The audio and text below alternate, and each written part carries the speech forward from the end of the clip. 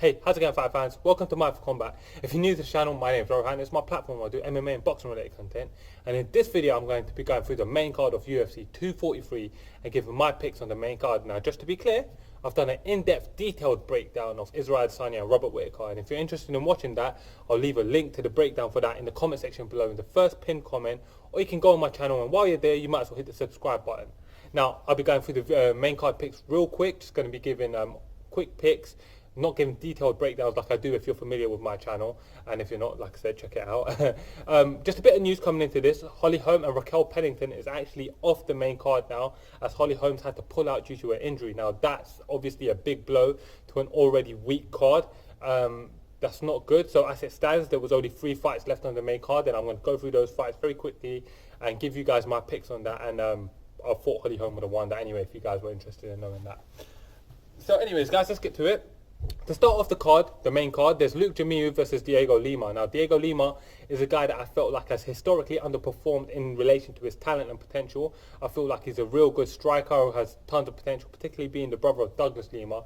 Maybe I put the bar a little too high for him. As a big fan of Douglas Lima, but he seems like he's getting a bit of momentum going now. Maybe he's finding his mojo, finally got comfortable under the big lights of the UFC. So I had obviously a couple of failed attempts at the Ultimate Fighter, but he's gained some good experience along the way. And he comes into this fight with a record of 14 wins and 7 losses. He fights Luke Jamiu, who's 2-1 in the UFC, won his last fight, but he hasn't had really any notable opposition. He hasn't really shown me nothing to make me believe he's special, but I suppose that kind of highlights where I feel like this fight's going. Let's get some details on that. Luke Jamiu is 31 years old, makes him 1 year older than Diego Lima, who's 30 years old. Diego Lima stands at 6'2", which makes him 3 inches taller than the 5'11" Luke Jamiu. I'm just calling him Luke now because I'm sure I'm slaughtering his surname. Sorry, bro, if you end up watching this. Luke has a 72-inch reach, which puts him at a 3-inch reach disadvantage to Diego Lima, who I also think is the more polished striker. And like I said, Luke's most notable performance in the UFC has been his loss to Shinso Ansai. He fights Diego Lima, who's coming off back-to-back wins over Court McGee and Chad LaPriest. Chad LaPriest being a win that I particularly respect, because Chad LaPriest is a very, very talented fighter who won the Ultimate Fighter at lightweight, has moved to welterweight, and I feel like he's done really well at welterweight. So that's a big, big feather in the cap of Diego Lima, in my opinion. Coming into this fight, I think it's very clear that Diego Lima is going to enjoy a stand-up advantage. I also feel like he's more experienced in the big leagues, has had them tough losses, but he's had the opportunity to learn from them. The more polished striker, he's going to be a bit taller, a bit more rangy, and I feel like he's going to be able to utilise that to win. Now, obviously, Luke's not shown me his full talent. I've obviously watched a little bit of his fights in the regional circuit, but I haven't been blown away by him, to be honest. But if he is to come in his own and maybe, you know, start to demonstrate his skill set, I wouldn't mind seeing that. I'm a huge fan of Diego Lima, though, and I'm picking Diego Lima to be able to utilize his more well-rounded striking game to be able to guide him to victory. So Diego Lima for the win in the first fight. As we move on, we've got Tai Tuivasa looking to rebound from 2 losses with a record of 8-2 as he takes on Sergey Spivak, who has a record of 9-1. He's 0-1 in the UFC. So Tai Tuivasa, the 26-year-old, is 2 years older than Sergey, who's 24. So these are 2 young heavyweight prospects. Tai Tuivasa stands at 6'2", which is just 1 inch shorter than Sergey, who's 6'3". Tai Tuivasa is going to be at a slight reach advantage, though, with a 75-inch reach as opposed to Sergey's 78-inch reach. Now, while Sergey was undefeated coming into the UFC, his sole fight in the UFC has been against Walt Harris, who I respect as a very experienced and explosive striker, but he's not the best in the world. Tai Tuivasa has lost his last 2 fights, but he's been fighting the likes of Junior Dos Santos in the main event and Blogai Ivanov, who are the top tier of the heavyweight division. So coming into this fight, there's going to be a big discrepancy in experience, although, you know, it doesn't. They both had 10 fights, but it's a bit different. They obviously, Tai Tuivasa has had obviously 7 boxing matches as well, and he's had about 12 kickboxing fights as well. So he's an experienced dude. Tai Tuivasa's best win is over Andrei Arlovski, and with Sergey, he hasn't beaten anyone to note, so that's something worth note. In this fight, I believe like this is a great fight for Tai Tuivasa to get his mojo back. I believe that he's going to have a huge advantage on the feet and just huge advantage in general in this fight. And I believe that he's going to be able to utilize his skills, strength, and striking advantage over Sergey to be able to get a first-round finish, to be able to snap his 2-fight losing streak and hopefully get some of his mojo back and maybe make a run back towards the top tier of the division. It should be interesting. Hopefully he's learned from his losses. Losses can help a fighter, so it should be really, really good. As we move on to the co-main event, and when I was saying this card's weak, it's no joke. Even the co-main event, no disrespect to either of these gentlemen, I'm a huge fan of both of them. But this is not a pay-per-view co-main event tier fight. It's Iaquinta versus Dan Hooker. Iaquinta, who comes into this fight with a record of 14 wins, 5 losses and 1 draw, is looking to rebound from his loss to Donald Cowboy Cerrone. Now, I picked him in that fight because I feel a lot about Iaquinta, but obviously Don Cerrone exposed some holes in his game there. He fights Dan Hooker, who holds a record of 18 wins and 8 losses. He's just coming off a win over James Vick and is actually 5-1 in the UFC's lightweight division, with that one loss being an absolute brutal beatdown loss at the hands of Edson Barboza. But that's Edson Barboza, this happens.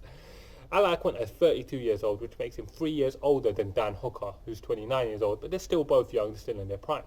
Iaquinta stands at 5'10", and Dan Hooker, despite being the featherweight, is actually a little bit taller than him, stands at 6 foot tall. That makes him 2 inches taller. He'll also enjoy a healthy reach advantage with a 75-inch reach, which gives him 5 inches more than Iaquinta's 70-inch reach. So that's something to consider. And Dan Hooker's a kicker. He's a former professional Muay Thai fighter, so he's going to be utilising his kicks. So his kicks will come into play here as well. Iaquinta comes into this fight and he's got some good wins on his names. On his record, he's beaten Kevin Lee not once but twice. He's knocked out Diego Sanchez, and he got that controversial win over George Masvidal, which I scored the other way, but he does have that win on his record. Dan Hooker's best performances has been at lightweight. His most recent win, James Vick, was a good win. James Vick has now gone up to welterweight, so that's good. Gilbert Burns is a good fighter as well. Gilbert Burns, obviously a decorated UFC lightweight. When I say decorated, I say that with a grain of salt, but now he's gone up to welterweight and he won his debut day. He's set to fight Gunnar Nelson. That should be a great fight. And he's of course beaten Jim Miller as well. And actually, he comes into this fight in what should be a good stylistic matchup for him. And that's something that's quite interesting to think about, because when I was first thinking about this fight, I thought Iaquinta should win this hands down. But as I look into breaking it down, there's no hands down victory for Iaquinta in this fight. Actually, this is a very 50-50 pick-em fight. Dan Hooker can employ the same strategy that Donald Cerrone did, utilise his kicks and keep a distance and be able to get the win here. However, Iaquinta, being the more polished and experienced fighter, having fought better fighters in his career and being in the ring with the likes of Khabib Nurmagomedov, with Donald Cerrone, you know, he's been around there for a long time. Michael Chiesa, he's fought a lot of good guys. Kevin Lee, he's beaten Kevin Lee. You got to give Iaquinta a lot of respect coming into this fight. How does the fight play out? It's kind of hard to see. I feel like James Vick, I was going to say, Dan Hooker's going to be able to utilise his kicks early, but I feel like Iaquinta will be able to suss it out, find a rhythm, and get in. I feel like he's got the more polished boxing of the both. Also feel like he's the better well-rounded mixed martial artist.